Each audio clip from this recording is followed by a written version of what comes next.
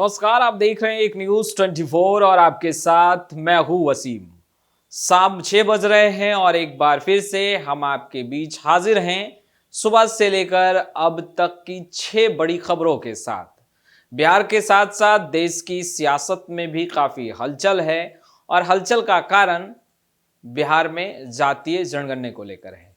देखिए, बिहार की सियासत लगातार गर्माती दिख रही थी और एक मुद्दा जो खूब चर्चा में रहा और चर्चा का विषय भी बना रहा, वो था जातीय जनगणना का।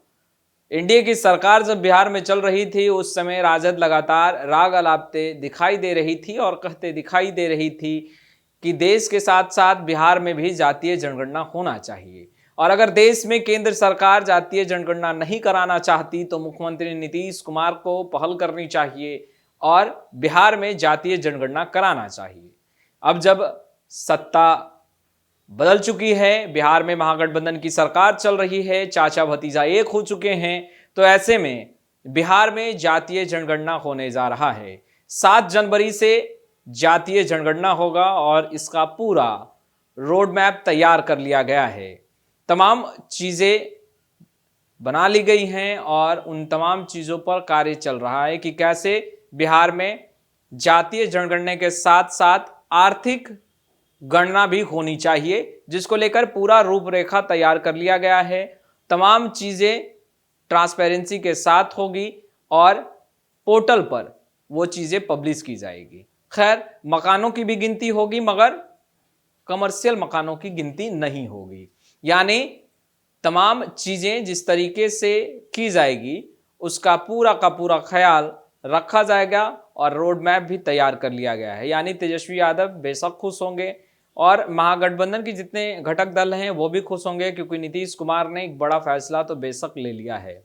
हालांकि बीजेपी का मानना है कि इसकी आवश्यकता नहीं है और जब आवश्यकता होती तो देश के प्रधानमंत्री नरेंद्र मोदी बेशक इस पर निर्णय जरूर लेते, मगर अब जो फैसला मुख्यमंत्री नीतीश कुमार ने ले लिया है तो इस पर कार्य भी होना है और जिसको लेकर के लगातार तमाम बड़े अधिकारियों के साथ बैठक हो रही है। कुल 12,696 कर्मी होंगे जो इससे पूरे जनगणना को आखिरी मुकाम तक ले जाएंगे। अब हम खबरों के सिलसिले में थोड़ा आगे और बढ़ते हैं और आपको बताते हैं कि कोरोना के आंकड़े लगातार बढ़ते जा रहे हैं, मगर उस बीच अब भारत की टेंशन बढ़ती नजर आ रही है। भारत की परेशानियां बढ़ती नजर आ रही है क्योंकि चीन ने अपना दरवाजा नेपाल के लिए खोल दिया है और आपको पता है कि कोरोना की एक लहर चीन में देखी जा रही है और काफी लोग पॉजिटिव पाए जा रहे हैं। ऐसे में चीन ने जब दरवाजा खोल दिया है नेपाल के लिए तो आपको पता ही होगा कि नेपाल से कई इलाके सटे हुए हैं भारत के, और ऐसे में नेपाल से जब लोग भारत के लिए प्रवेश करेंगे तो बेशक चिंता का विषय बढ़ेगा ही और संक्रमण बढ़ने का भी खतरा दिखाई देगा। तो ऐसे में भारत सरकार ने भी कई गाइडलाइंस को जारी किया है और साफ साफ निर्देश दिया है कि चीन से जो लोग आ रहे हैं या फिर नेपाल की बॉर्डर से जो लोग क्रॉस करके इंटर कर रहे हैं भारत में, उन तमाम लोगों पर नजर रखी जाए और उन तमाम लोगों का जांच होना चाहिए। खैर, लोगों को भी सचेत होने की आवश्यकता है क्योंकि आंकड़े दिल दहलाने लगे हैं और आंकड़ों को देखकर अब ये लगने लगा है कि आखिर लोग जागरूक क्यों नहीं हो रहे हैं। आखिर लोगों को ऐसा क्यों लगने लगा है कि कोरोना जड़ से खत्म हो चुका है और कोरोना कुछ भी नहीं बिगाड़ पाएगा। मगर ऐसा जो लोग सोच रहे हैं और जिन लोगों का ऐसा मानना है वो बिल्कुल भी गलत है। अभी एक लंबी लड़ाई है जिसे हमें लड़नी है और कोरोना का यह जंग हमें जीतना है और उसके लिए हमें जागरूक होना पड़ेगा, कोरोना गाइडलाइंस को फॉलो करने पड़ेंगे और सरकार के द्वारा जो गाइडलाइंस जारी किया गया है या किया जा रहा है उन तमाम गाइडलाइंस का पालन करना होगा। मास्क पहनना होगा और हम हर वीडियो में तमाम दर्शकों से भी अपील करते हुए दिखाई भी आपको देते होंगे और हम एक बार पुनः आप लोगों से भी अपील कर रहे हैं कि कोरोना को बिल्कुल भी कमजोर मत समझिए। बेशक तमाम गाइडलाइंस का पालन कीजिए, मास्क पहनिए, सोशल डिस्टेंसिंग का पालन कीजिए और समय समय पर हाथों को सैनिटाइज भी कीजिए। खैर, खबरों के सिलसिले में थोड़ा और आगे बढ़ते हैं और जब हम देश की बात कर रहे हैं तो फिलहाल हम राजधानी पटना में हैं तो बिहार की बात तो हम जरूर करेंगे। बिहार की राजनीति में काफी हलचल देखी जा रही है। उपेंद्र कुशवाहा बहुत ही नाराज चल रहे हैं और उन्होंने तो तेजस्वी यादव को चेता भी दिया है। देखिए, उपेंद्र कुशवाहा के नाराजगी का कारण है जगदानंद सिंह के पुत्र सुधाकर सिंह। बिहार सरकार में मंत्री भी रह चुके हैं और मंत्री पद से इस्तीफा उन्होंने किस कारण दिया है वो किसी से भी छुपा नहीं है। मुख्यमंत्री नीतीश कुमार के खिलाफ मोर्चा खोल दिया था और कहीं ना कहीं कई बार मुख्यमंत्री नीतीश कुमार को शिखंडी कहते दिखाई दे रहे थे। और एक बार फिर से सुधाकर सिंह ने जिस तरीके से बयान दिया है, कहीं ना कहीं जेडीयू के नेताओं को उनका बयान बिल्कुल भी पसंद नहीं आया है। मुख्यमंत्री नीतीश कुमार को शिखंडी कहना उपेंद्र कुशवाहा को तो बिल्कुल नहीं पसंद आया। उपेंद्र कुशवाहा ने जमकर खरी खोटी सुनाई और दूसरी तरफ तेजस्वी यादव को चिताते हुए उन्होंने कहा कि ऐसा बयान बिल्कुल भी सही नहीं है और राजनीति में तो भाषाओं का मर्यादा होना ही चाहिए। मगर अब राजनीति में भाषाओं का मर्यादा बचा कहाँ है। राजनीति का स्तर अब धीरे धीरे लगातार गिरता जा रहा है और ये तमाम चीजें आपसे बिल्कुल भी नहीं छुपी है। नेताओं को ऐसा लगने लगा है कि वो जो बोल रहे हैं सही बोल रहे हैं और जिन शब्दों का उच्चारण कर रहे हैं वो बेशक बहुत ही सही है, मगर ऐसा बिल्कुल भी नहीं है। सुनने के बाद बेशक ये तमाम चीजें बहुत खलती हैं और ऐसा लगता है कि राजनीति का स्तर बेशक धीरे धीरे गिरता जा रहा है।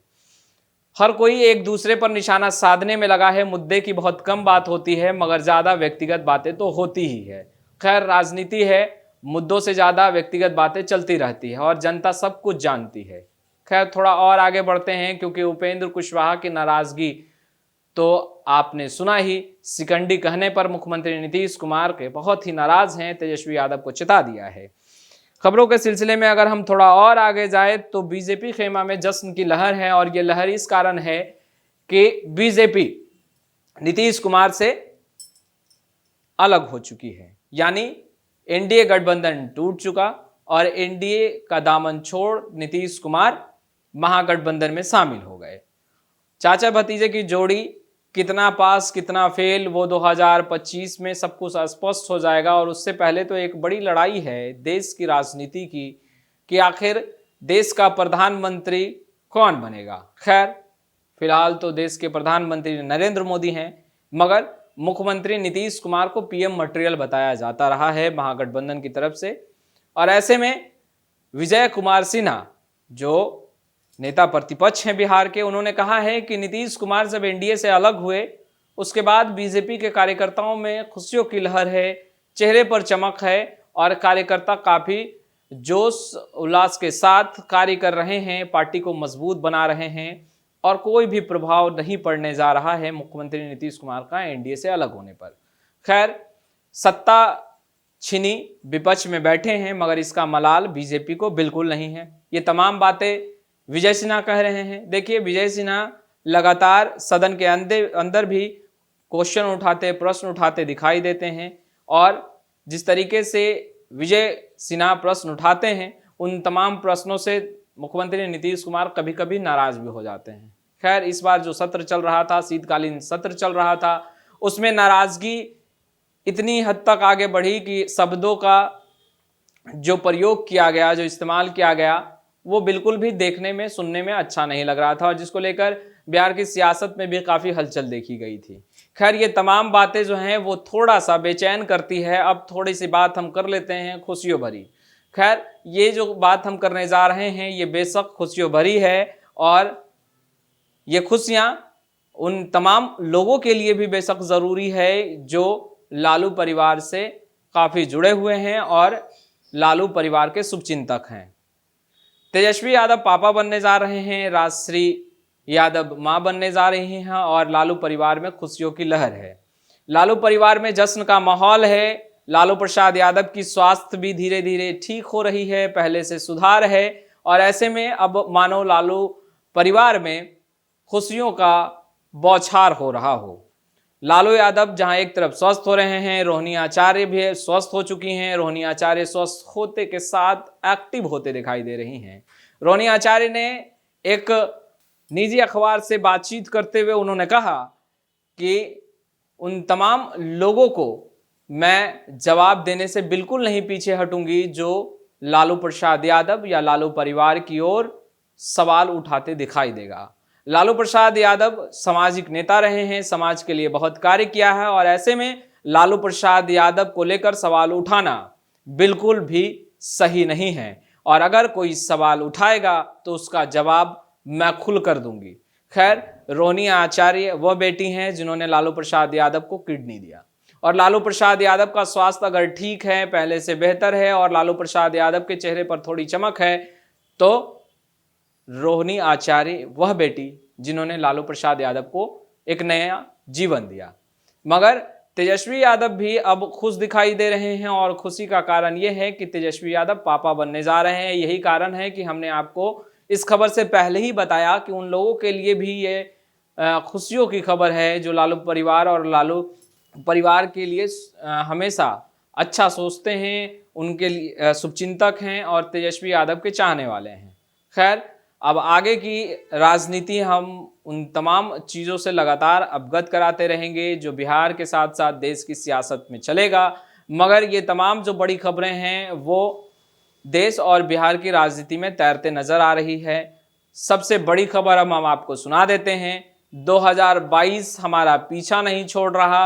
हालांकि हम नए साल में प्रवेश कर चुके हैं, 2023 आ चुका है, और हम कामना भी यही करते हैं कि आप तमाम दर्शक, हमें देखने वाले, हमें हमारे चैनल को प्यार देने वाले, आशीर्वाद देने वाले और तमाम देशवासी हमेशा खुश रहें, उनके चेहरे पर चमक रहे, मुस्कान रहे और वो आगे बढ़ते रहे। मगर बढ़ती महंगाई आम जनमानस को रुला रही है, परेशान कर रही है और पैकेट ढीला करते दिखाई दे रही है। बिहार सरकार के साथ साथ केंद्र सरकार भी बढ़ती महंगाई पर अंकुश नहीं लगा पा रही है। कई सवाल तो उठते हैं, मगर यह सवाल नहीं उठता कि आखिर बढ़ती महंगाई पर अंकुश लगेगा कब। आम लोग बहुत ही परेशान हैं, और जब आम लोगों की पैकेट ढीली होती है तो उन्हें बेशक याद आता है कि पहले और अब में क्या अंतर है। देखिए, कमर्शियल गैस की कीमतों में इजाफा हुआ है 25 रुपए का, यानी कि अब कमर्शियल गैस 2022 रुपए में मिलेगा। 25 रुपए की वृद्धि हुई है। अब यह कहना तो बिल्कुल भी गलत नहीं होगा कि 2022 हमारा पीछा नहीं छोड़ रही है। खैर, अब देखने वाली बात यह होगी कि 2022 से हमें निजात क्या केंद्र सरकार दिलाएगी। उन लोगों के लिए तो बेशक परेशानी वाली ये खबर है जो कि होटल्स या फिर रोड के साइड वेंडर अपना घर परिवार चलाने के लिए कमर्शियल गैस का इस्तेमाल करते हैं। खैर, उनके लिए सरकार क्या सोचती है, आगे क्या पहल करती है, ये देखना बेहद ही जरूरी होगा। चलिए, जब हमने आपको बढ़ती महंगाई की बात करी है, आपके साथ जिक्र किया है, आपके साथ ये तमाम खबरें साझा की है, तो चलिए एक अच्छी खबर जाते जाते सुना देते हैं।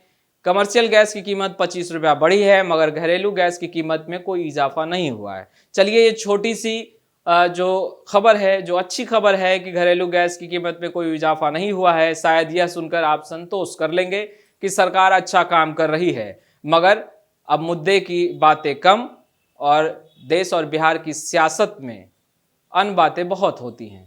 अब देखने वाली बात यह है कि 2024 और 25 का रन बेहद ही नज़दीक है। ऐसे में मुद्दे की बातें होगी कब? क्या चुनावी सरगर्मियों में मुद्दे की बातें होंगी और वादों का बौछार होगा? हम उन तमाम मुद्दे की बातों पर और वादों के बौछार पर नज़र बनाए रखेंगे। ये वीडियो पसंद आया हो तो खूब लाइक कीजिएगा, खूब शेयर कीजिएगा, और अब तक आपने हमारे चैनल को सब्सक्राइब नहीं किया है तो जरूर सब्सक्राइब कर लीजिएगा। कल फिर हाजिर होंगे 6 बड़ी खबरों के साथ शाम 6 बजे। आपका बहुत बहुत शुक्रिया।